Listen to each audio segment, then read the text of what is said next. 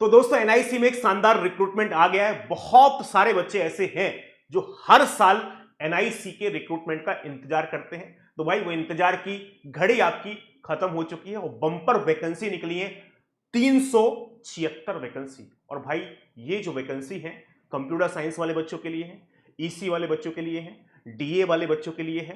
पूरी full detail में मैं आपको इस 10 मिनट के अंदर सब कुछ बताने वाला हूं।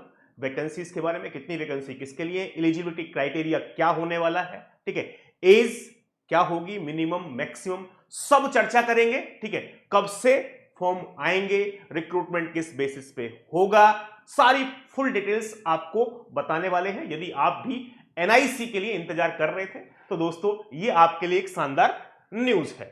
तो टोटल मेरे पास 376 वैकेंसी है, 376। लेकिन सबसे मजे की बात, ये जो पोस्ट है वो है साइंटिफिक एंड टेक्निकल असिस्टेंट ए की पोस्ट है।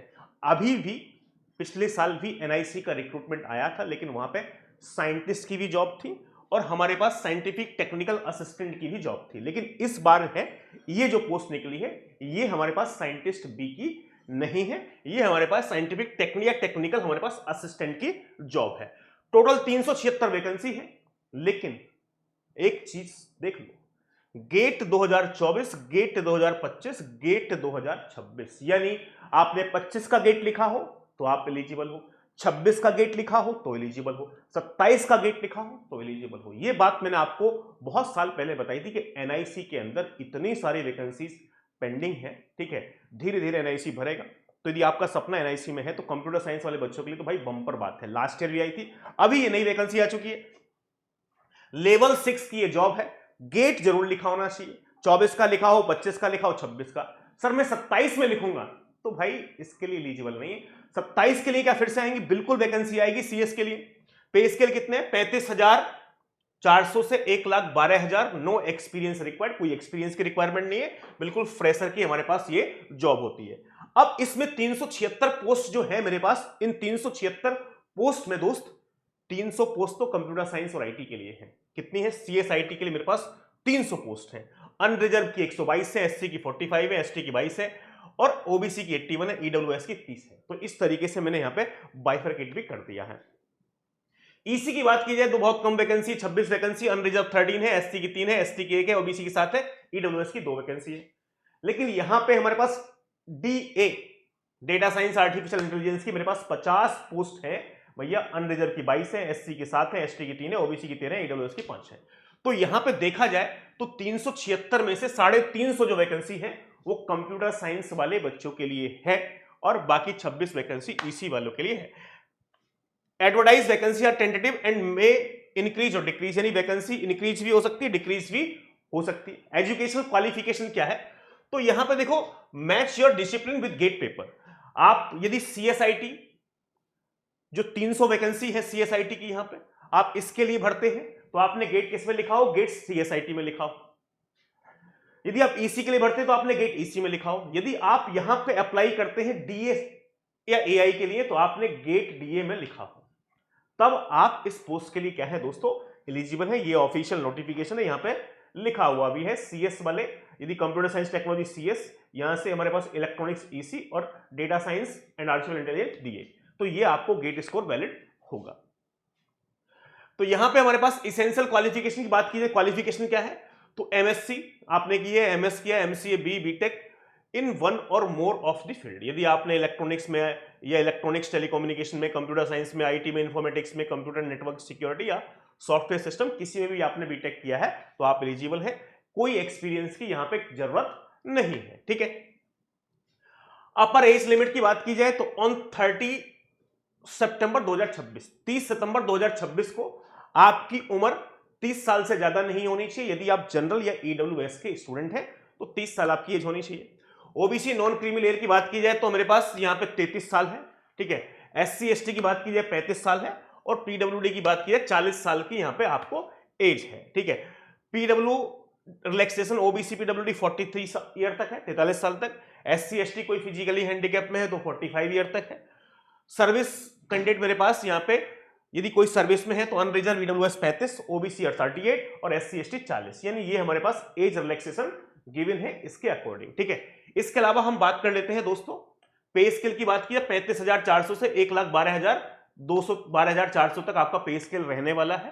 ठीक है, ये साइंटिफिक या टेक्निकल असिस्टेंट ए है, ग्रुप बी की जॉब है, नॉन गजेटेड है, direct recruitment all India liability, यानी गजेटेड पोस्ट नहीं है, ये नॉन गजेटेड पोस्ट है, यानी ठप्पे वाली जो पोस्ट है, जो ठप्पा लगा सकते हैं गजेटेड ऑफिसर, वो नहीं है। साइंटिस्ट बी की जो पोस्ट होती है वो गजेटेड ऑफिसर की पोस्ट होती है। Place of posting, selected candidate may be posted anywhere in the India and outside India in the interest of NIC। तो इंडिया में कहीं भी सेलेक्ट कर सकते हैं, बाकी आउट ऑफ इंडिया भी यदि इंटरेस्ट ऑफ NIC आप हो सकती है पोस्टिंग, यदि आप चाहते हैं तो। GATE score plus document verification कैसे होगा सिलेक्शन प्रोसीजर? गेट का फॉर्म आपको, गेट स्कोर ऑनलाइन एप्लीकेशन आएगा, ऑनलाइन एप्लीकेशन पे गेट का स्कोर कार्ड आपको यहाँ पे डालना है। ठीक है, डॉक्यूमेंट वेरिफिकेशन होगा और उसके साथ हमारे पास प्रोविजनल अपॉइंटमेंट आपको मिल जाएगा। गेट स्कोर रूल क्या है? Submit your best valid GATE score from 24, 25, 26। यदि आपने 24 भी लिखा है, 25 भी लिखा है और यहां पे 26 भी लिखा है तो आप यहां पे गेट स्कोर डालिए भैया। Breaker, older GATE year, older age. ठीक है, यदि टाई हमारे पास होता है तो टाई का ब्रेकर क्या? Older GATE year, older age, higher qualification percentage. इसके बेस पे हमारे पास टाई कर देंगे यदि दो का गेट स्कोर सेम होगा। वैसे टाई के चांसेस बहुत ही कम होते हैं। तो यहां पे आप ये देख लो, यहां पे इस पोस्ट में कहीं इंटरव्यू का मुझे नहीं दिख रहा है कुछ भी। ठीक है, तो भैया यहां पे पोर्टल मेरिट बेस है। ठीक है, एप्लीकेशन विंडो 1 सितंबर से 30 सितंबर 2026 तक है। तो यानी यहां पे तो किसी का गेट स्कोर कार्ड है, इंटरव्यू भी नहीं है, सीधा डायरेक्टली उसका सिलेक्शन हो जाएगा। ठीक है, एप्लीकेशन विंडो 1 सितंबर से 30 सितंबर तक ही रखी गई है। 1 सितंबर से ये फॉर्म दोस्तों आ जाएंगे, यानी 10 बजे से एप्लीकेशन ओपन हो जाएगा। इसके बाद 30 सितंबर तक आप इसका फॉर्म फिल कर सकते हैं और इसके बाद 30 सितंबर हमारे पास एलिजिबिलिटी कट ऑफ, ठीक है, letter, DV schedule, NIC website. उसके बाद आपको डॉक्यूमेंट वेरिफिकेशन का यहाँ पे एलिजिबिलिटी कट ऑफ आपको आ जाएगी 30 सितंबर को। ठीक है, और यहाँ पे डॉक्यूमेंट आपका वेरीफाई हो जाएगा और डॉक्यूमेंट वेरीफाई होने के बाद भैया यहाँ पे आपका सिलेक्शन हो जाएगा। तो अप्लाई ओनली एट recruitment.nic.in, इस वेबसाइट पे जाना है आपको और आपको अभी से अप्लाई कर देना है, जब से 1 सितंबर से ये स्टार्ट होने वाला है। तो अभी 2-3 दिन का समय बचा हुआ है। ठीक है, हु पे एंड हाउ मच। ठीक है, तो यहां पे मेरे पास कितनी एप्लीकेशन फीस है भैया?